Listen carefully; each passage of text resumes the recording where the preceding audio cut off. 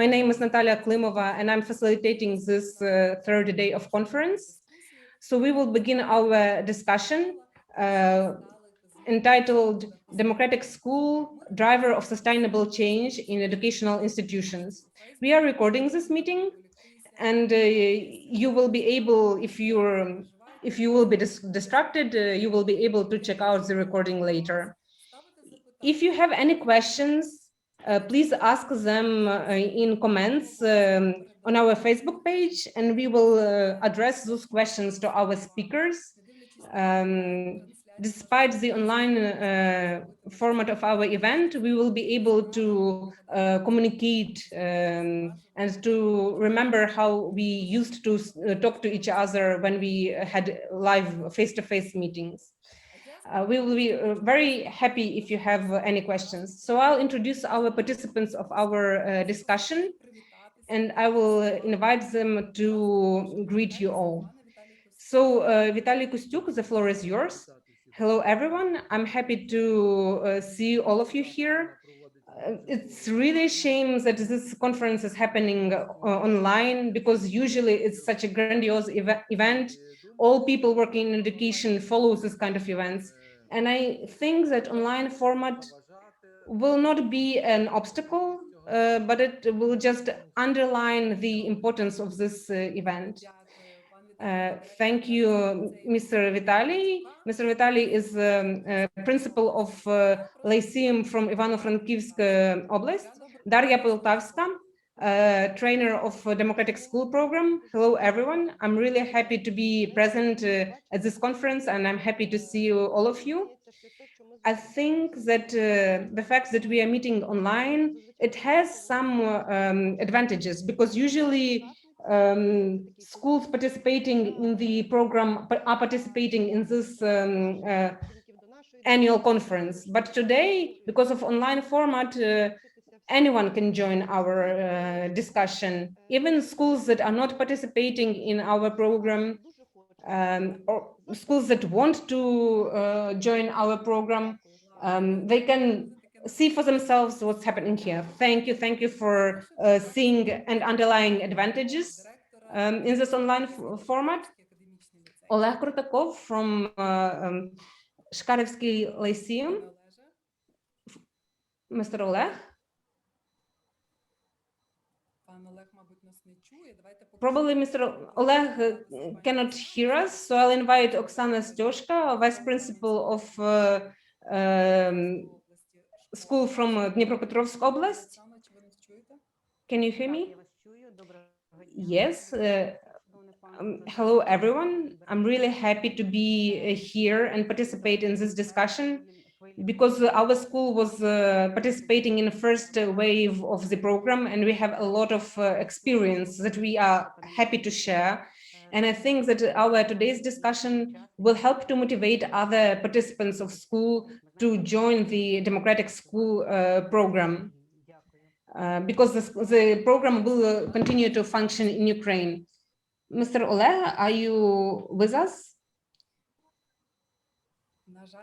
Unfortunately, Oleg is not available at the moment. We'll try to establish connection, but we can start our discussion. We hope to end it by 11:40, 11:45, because we have other events planned for the rest of the day. So I'm really sorry. I want to apologize in advance if I will be facilitating and keeping time strictly. So please remember about our time constraints. And I want to start with the main question to everyone. Maybe I'll have later questions for separate participants, maybe listeners will ask something. But I have a question that I'm really interested in personally. If you had an opportunity, if you were magicians that could do anything, what one change that has taken place in your school because of the program School for Democracy you would like to extend to all schools in Ukraine? Just imagine that you're a magician, Harry Potter or Gandalf or whatever. Which one change that has happened in your school because of democratic school program should be implemented in all schools in Ukraine. Mr. Vitaly Kustuk, the floor is yours.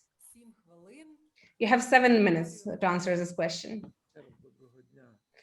Hello, everyone, once again.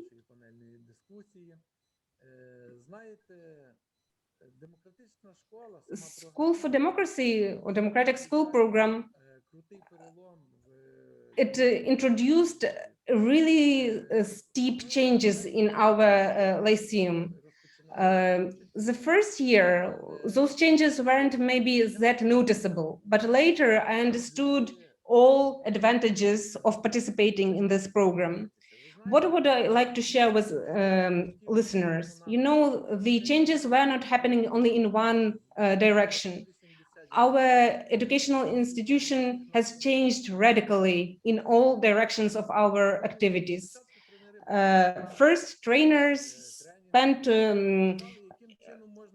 some time with us, and they showed us how we can evaluate our activity, monitor our activity, and the questions that Natalia just asked us, what could I do as a magician? So I think after the first year of our participation, I noted that our student self-government became really effective. But now, after we evaluated 2 years of our participation in the program, I mean, I can't say that we finished our participation because we will continue this process in future, because democracy is a process, not a one-time event. So I can now see the process in new light, and I asked our students what changed and what prompted them to change. And their answer was not that obvious. They noted that they felt that they became participants of the process. They felt that they are being listened to, that they can make decisions, and participation of children in decision making became the key change.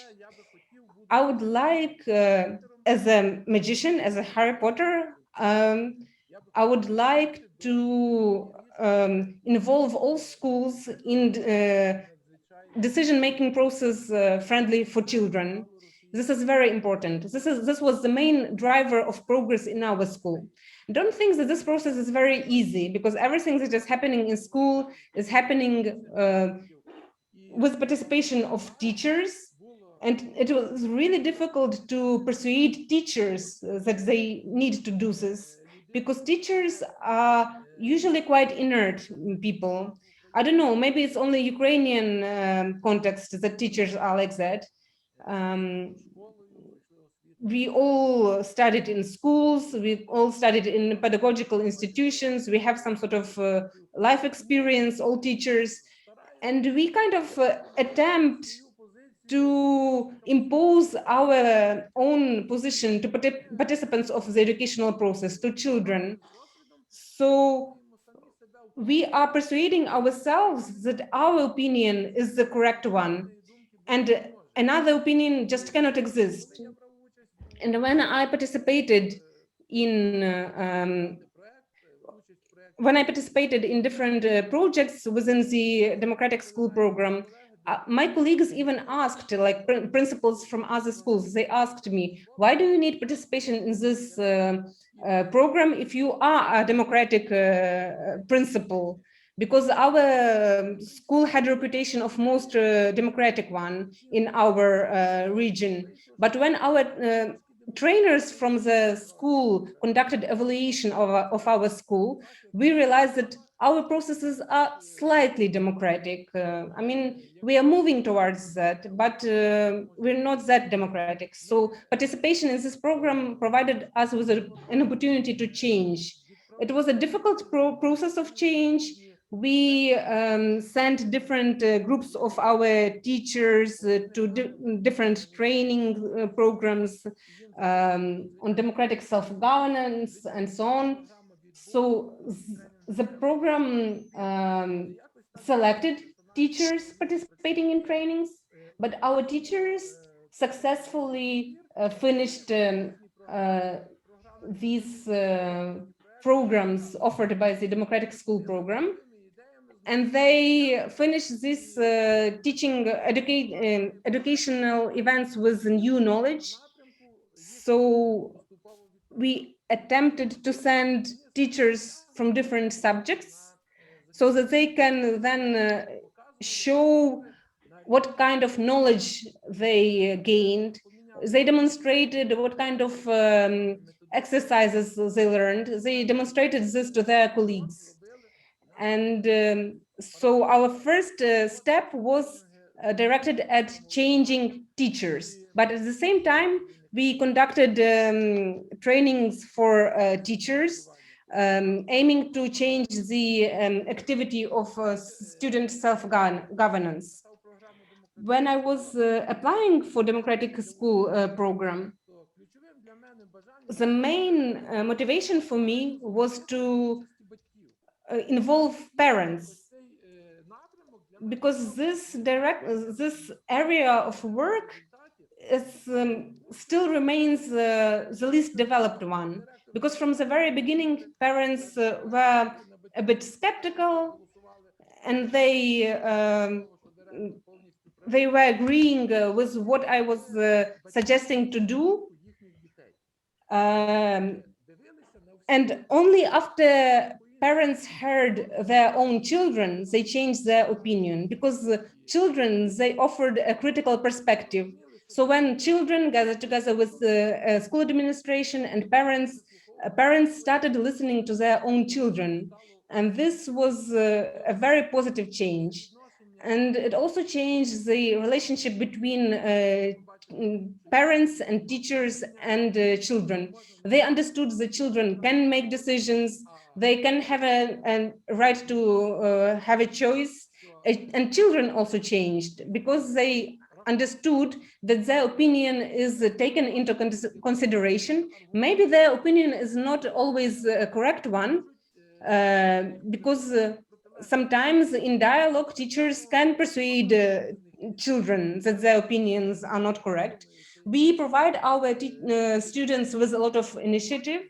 We even give money for student-run projects. They organize competitions for projects. Not always these projects are successful, but this system is functioning quite well in our Lyceum. Unfortunately, for the last 2 years, we've been studying under quarantine measures, online learning. So it is difficult to measure the participation of children in these circumstances, but we can see that children are influencing the processes. So for instance, when we should start the holidays, how we should organize a learning process on quarantine, how we should we introduce the strict schedule, or should it be more open? Should we conduct second lesson starting 4 p.m.? All of these questions were solved in discussions with children, and even so we could arrive at some sort of agreement. So for instance, one of our classes is like 11th grade, they decided that they want to have a class at 10 p.m. because they felt that it's more convenient for them to have it at 10 p.m. Of course, we had a class which lasted for 15-20 minutes, but then they learned that maybe it's not such a good idea to have a class at 10 p.m. It's a time for rest. And so they learned on their own mistake. They understood that at this time they are not ready to learn the materials that they need to learn in this class. So they've learned this experience, based on this experience, once and for all. So this helped us to communicate, and it helped all participants to understand that it was maybe not the best decision at the moment. And these kind of discussions help children to understand what democracy is, to understand what kind of rules they need to use in their life. After this event, we together formulated our rules for cooperation, and children, they were motivated to work on these rules of cooperation. And it was, I couldn't refuse them to participate in this process of defining rules for our cooperation. Why children can participate in the process? Children, they they are very open. They have freedom to express opinions that as grown-ups we can't even imagine those ideas. So, for instance, they're inspired by Elon Musk, who's in America, wants to send people to Mars. So we think it's not possible, but it is important to develop this kind of thinking among our children so that they can think how to implement these ideas in reality. Um, if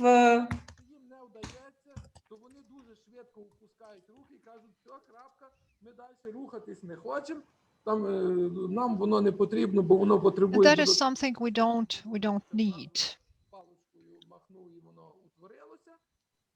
And someone waved hand and it has stopped. What shall we do next? So shall we continue the process? Do we need it, or you don't need it anymore? You've invested your resources, your finances, the administrative resources.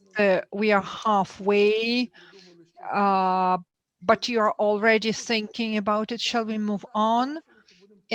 And as a result, we decided that we will move on and carry on the project to the end, because it is not appropriate to give up the project halfway. If we don't see any perspectives, then yes, we may say we were not right, we shouldn't have done it. But when we see that we deal only with temporary difficulties, unfortunately, we have little time. So I think your answer to my questions is student self-government. No.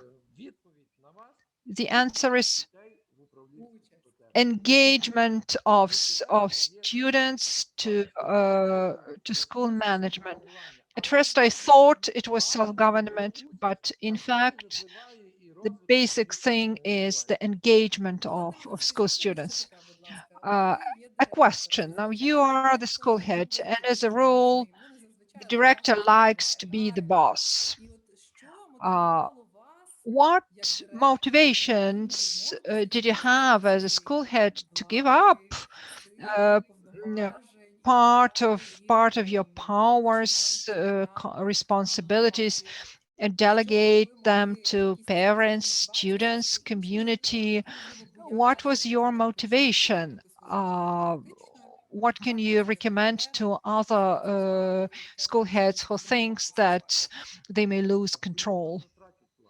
Well, they will not use power, and they will not use their responsibilities, because if there are joint decisions, we have joint responsibility for the results. If we all together take a decision, we can work on that project together and be responsible for its result together. Authoritative and tyrannic management styles are passé. So the school head who wants to only to punish the executors does not mean that the projects will be successful. If we do something together, if we took a decision together, so it means that everyone is responsible for that decision.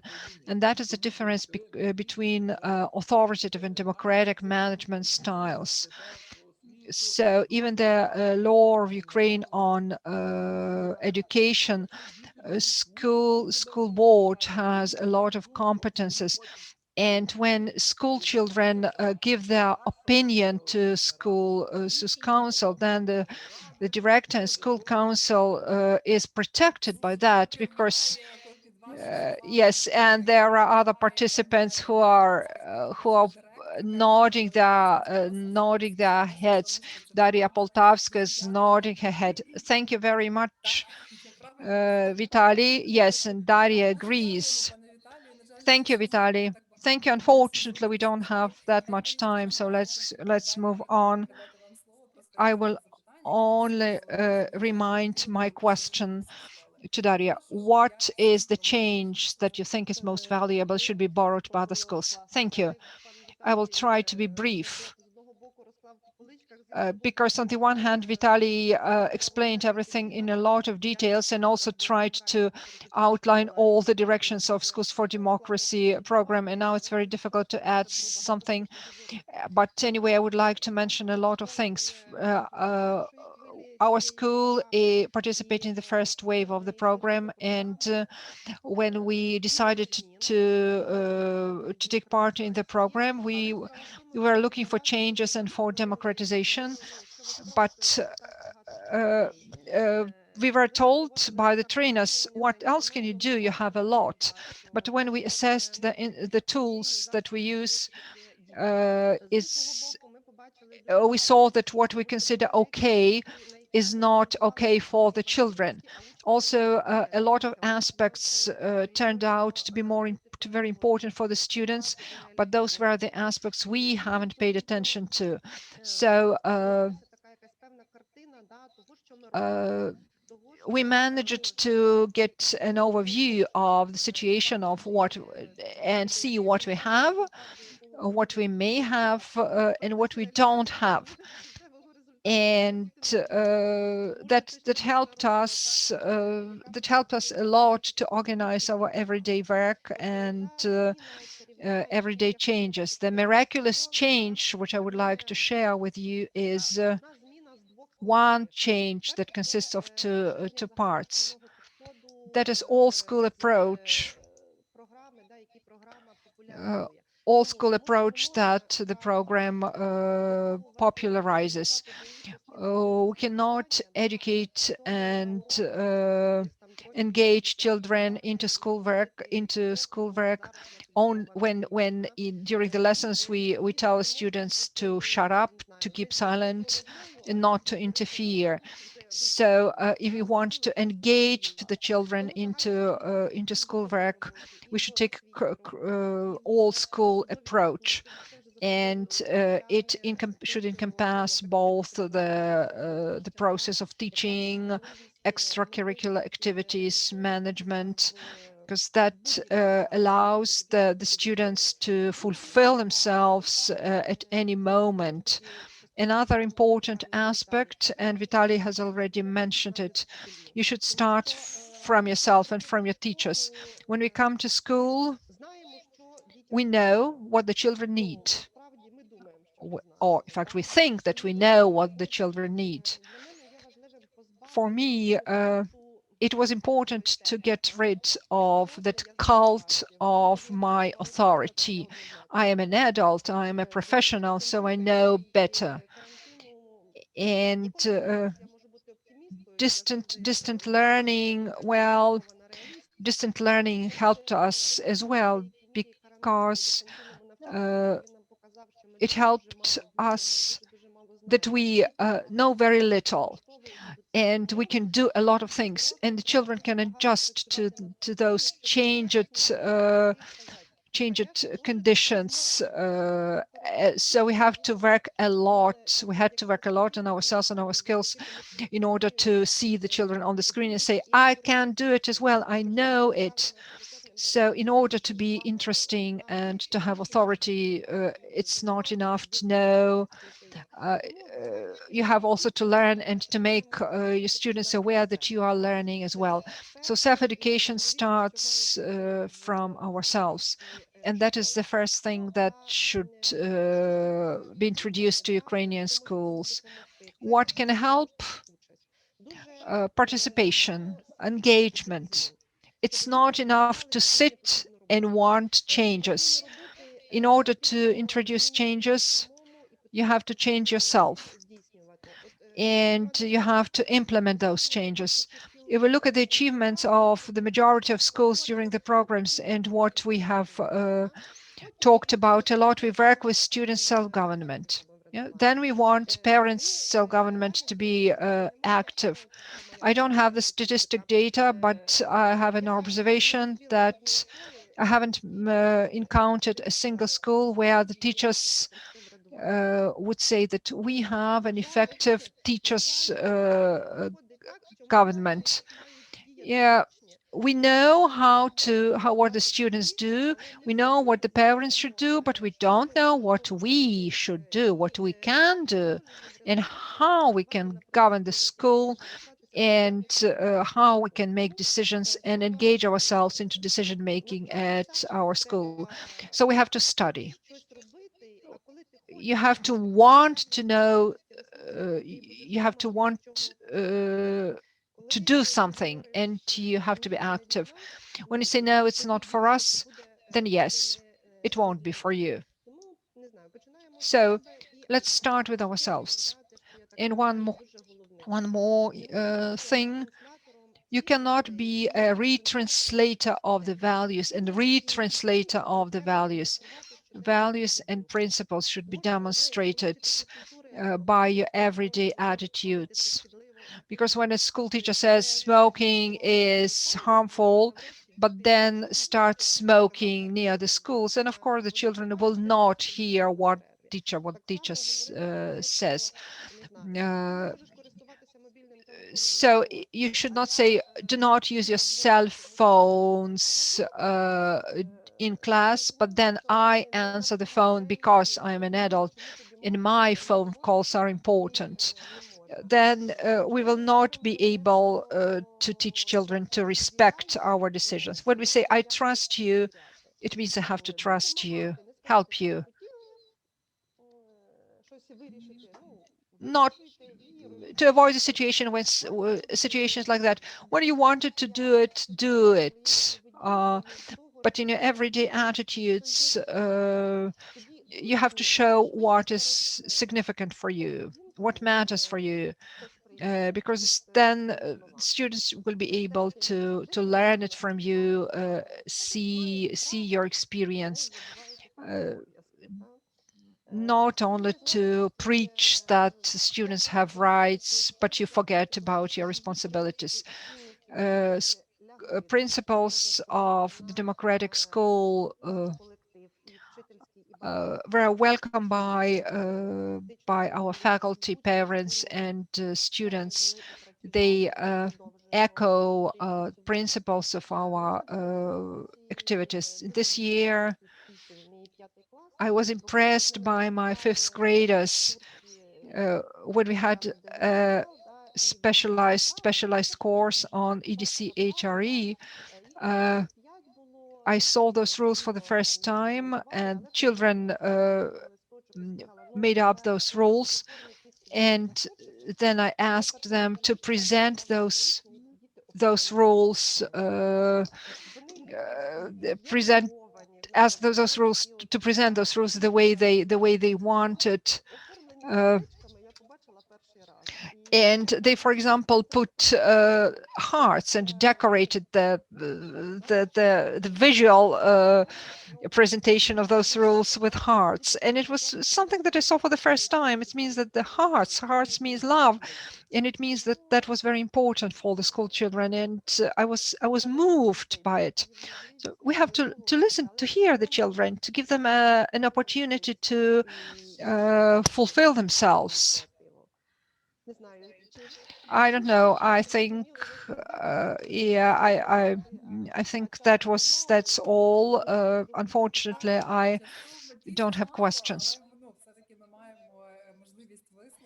Yes, we really are don't have that much time, but we still want to have some conversation going. So please, I invite all participants to ask your questions in comments, because otherwise I will be asking the questions because I have so many of them. I was really impressed by your answer, Daria, and I want to ask a question based on that. Everything that you've just described, it demands that teacher is a grown-up person in a full meaning of this word. We know that teachers in Ukraine are sometimes not that very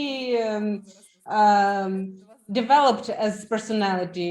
They are not very grown-up people.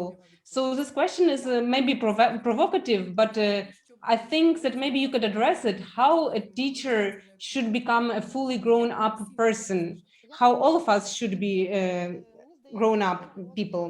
I think that a grown up person, if we're talking about the conscious grown up people, what makes them different is understanding that you are responsible for your life, for your decision, for your actions, even for your inactivity. So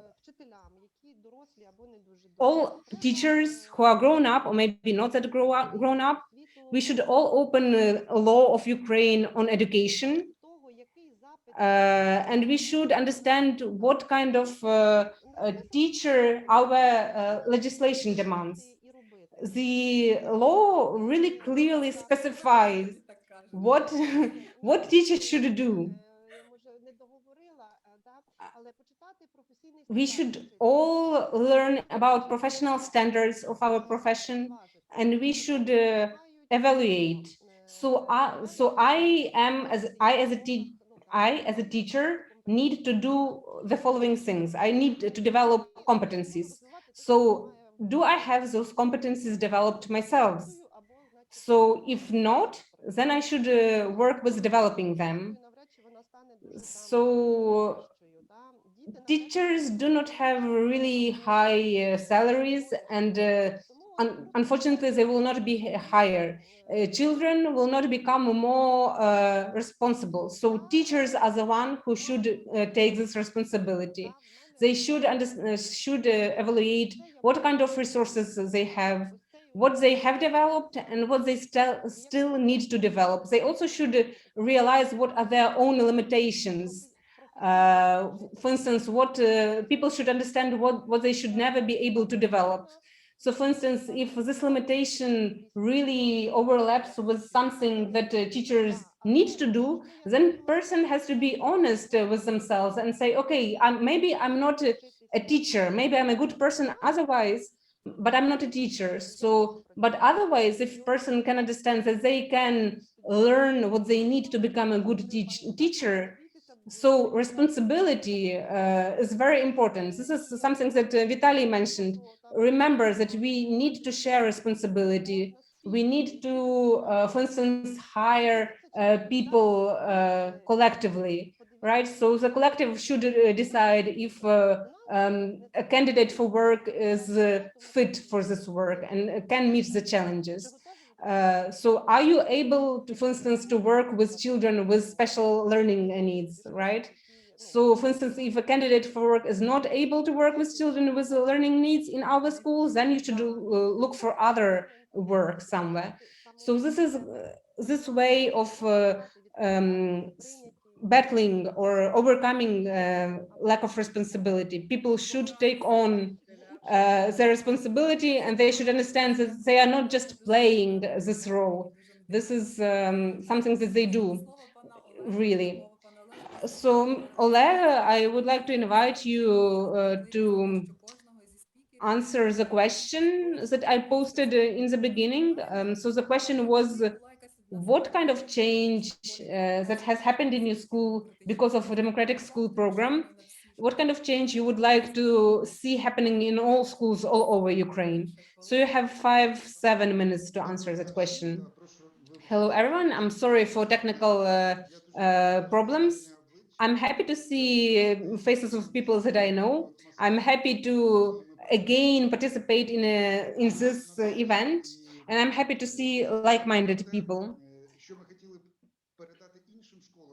I would like, when it comes to the question what we should what we can recommend other schools to do based on our experience of something that is related to democratic school, So our first attempts to educate our citizens, I mean, people who live in our community, gradually have turned into a process of educating adult population. So this education of adult population helps to find like-minded people who work with us in school. And this started with student self-governance. It may come as a surprise, but this process started with student self-governance, which started working quite effectively in our school. And it helped us, administration and teachers, because they provided us with information and their wishes, and we were quite overwhelmed in the beginning. But later, when children understood that they can really influence certain process relating to the learning, and that they can influence what kind of free time they can spend in their school, they had another kind of demand. So they basically had a request for some unusual subjects taught in school. So we started first with our own knowledge, but then we started inviting the trainers and lecturers from outside of school who would teach children about the world that they live in. So first of all, we were working with students of upper classes, upper grades. So we were inviting parents who are working in some specialty, and they were talking with, communicating with children. They were not talking to them as lectors, but they were just sharing their experience. And after that, we started organizing different meetings like that, relating, for instance, to psychology or sexual education or other relevant issues for children. And this basically turned into education for adults, because we started inviting parents to join this kind of events. So for instance, during this online learning, we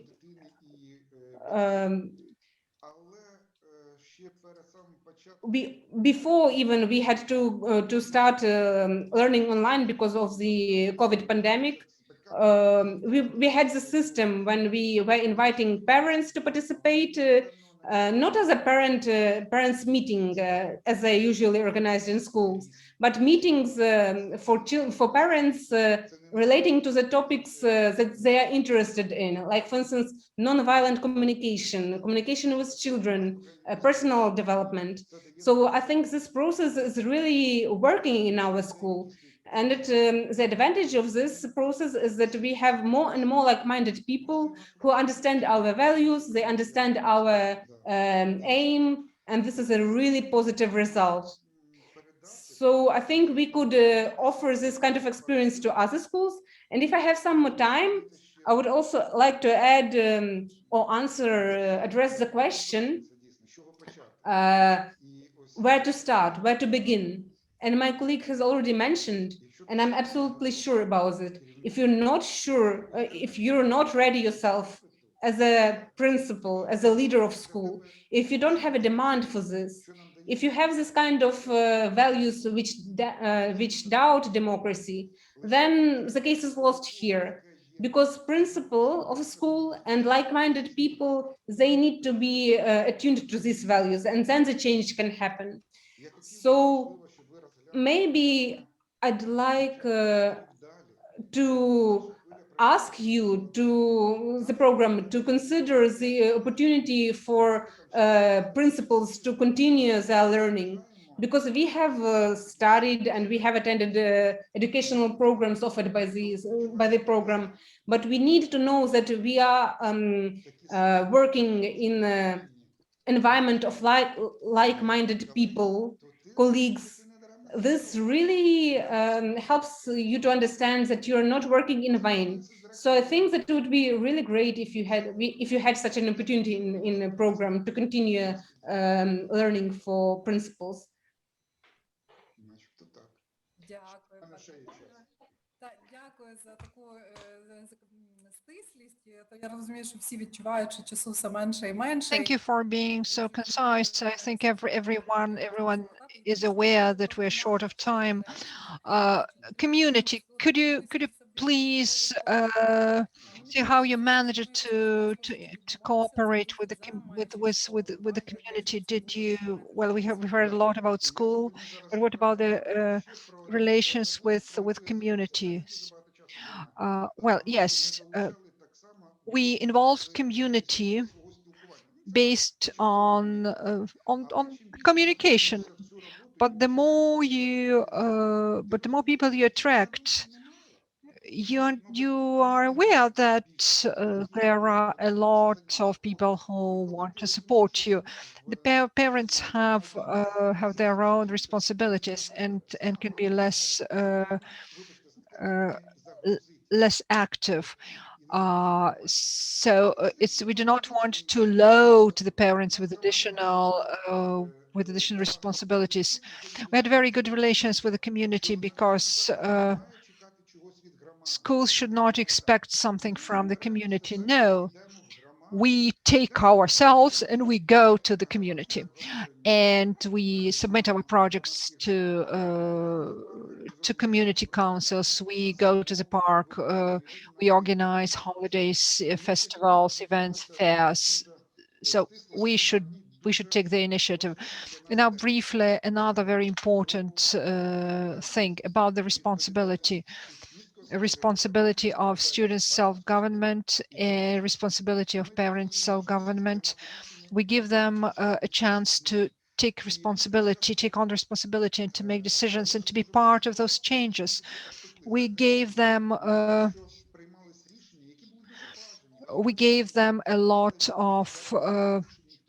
lot of space, and so we had to make a focus on the responsibility. So we not only make decisions, but we also take responsibility for that. So responsibility is part of that process. Thank you very much. Thank you for those wonderful ideas. Go to community, talk to them, and it is a great pleasure to me to invite Oksana Joshka, who is the co-author of the handbook 80 exercises for the development of EDC HRE. Thank you very much for a possibility to share my experience. My colleagues have told you a lot. I would like to add that communication at all levels is very important. Communication between teachers and students, between the administration and school and community. That is very important. When you say democratic school, each listener will have a different image and different concept. So our image of the world consists of our convictions, of the biases and stereotypes. So it is very important to explain and to motivate teachers, to convince them that when you work in this program with those exercises, many things are likely to change, and your interaction style with parents will change. You know that Ukraine is in the process of decentralization, and there might be different misunderstanding with local authorities. And here is an example of how communication may help. Because when the authorities tell you that we want it to be this way, and then you have a different vision and different concept, and then you may discuss those two different perspectives. You can support your position, and it will be taken into consideration. As Daria has mentioned, your behavior shows the children what the real attitudes are. So when I, as a school head, tell students about democracy and democratic management, and at the same time will humiliate teachers and students, what democracy can we talk about? There are different types of management, as all of you know, authoritative. When we were nominated as, when I was nominated as a director, the first thing I was trying to do was establishing good interaction with the faculty. And then we were included into the first wave, and we're very glad. Democratic School became a foundation for the changes, a foundation for us that allowed us to to discover a democratic management style, to develop communication with the teachers, to see that we achieve results thanks to efficient communication. Today, we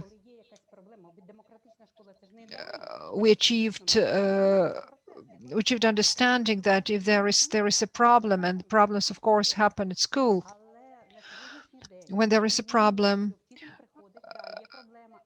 the teacher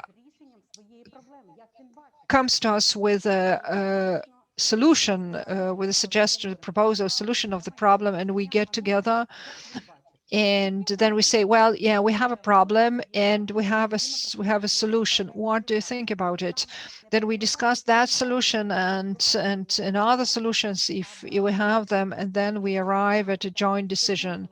Because making a joint decision is very important, and ability to discuss that decision. You see, the word responsibility has been repeated many times already today. Yes, that's right. So I would like to say that it's important to motivate other participants of the program to get engaged in the program, because we have a lot of strength. Not always everything happens is successful immediately. You are a perfectionist and you may say, no, I failed, I won't do it again. No, don't do that. You failed once, but you should try it again and again. The second thing is,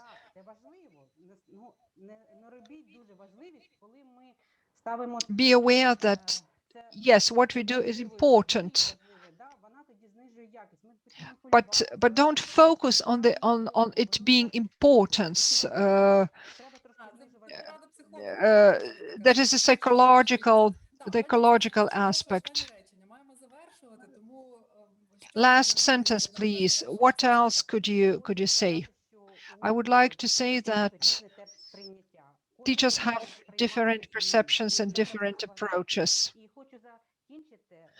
And I would like to say at the end, I am not a victim. I'm not a victim of the circumstances. I am a result of my Again, we are own talking about decisions. responsibility, about growing up, about accepting responsibility for one's life. So I think some of participants maybe will not be happy about this kind of discussion, but some participants I can see faces, people are approving of this kind of conversation. So I'm really grateful for your words, which are really inspiring. I'm inspired myself. So thank you so much. I'm really sorry that we don't have that much time. So I wish that maybe in the future we could have like 3 hours for this kind of discussion, so that we have an opportunity to talk to each other, to ask questions. So I hope that next time we will be able to do that. So thank you. Okay, friends, thanks for your time. We maybe a little bit overextended our discussion time, but it's only because we really like to communicate with each other and we really miss this live communication. So we hope that in the nearest future, we will be able to have offline or live meetings will be available. because we really miss them. And we hope that we'll see each other soon. Thank you. At 12, we have another part of our program starting. The recording will be saved. You can comment under the stream, or you can ask answer the questions that have been asked there under the stream. So thanks again for your time. See you later.